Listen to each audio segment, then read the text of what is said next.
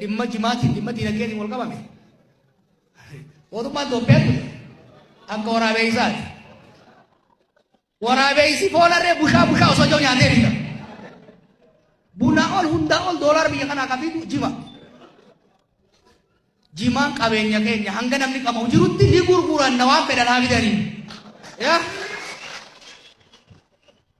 Jimaan haraamii miti.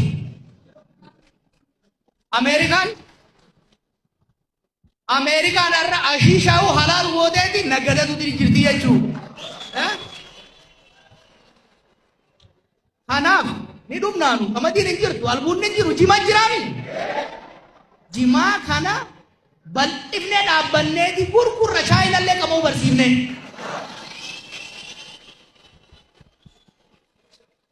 Har'a mootummaan Itoophiyaa ittiin qaanfachuu fi as garagaltee jimaan halaali haraami jimni keessa seenurra Ameerikaa silaa gorsitee juusaa fi kabiratti akka gurguramu godhuu qabdi. Kana hoggaan jiru qeerroo taa'atii cafaqadhaa jechuun hiyyaa miti.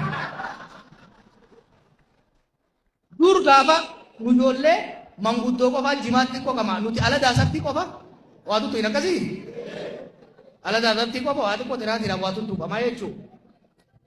Manguddoo nu qaqamaa dura bindii kadhachuudhaan. Arra ka isni na hanga ala daa cafaqatan kun immoo haraami.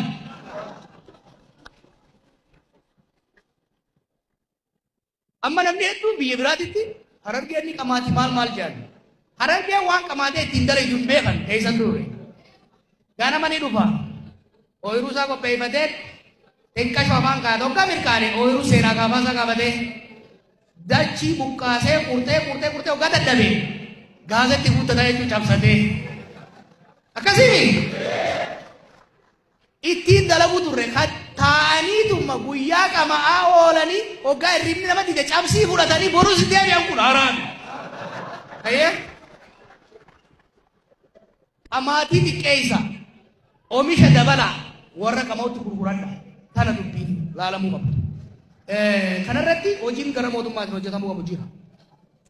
GDP takkaa'u galii Oromiyaan akka keessaa parsantii 40 jimarraa dhufu.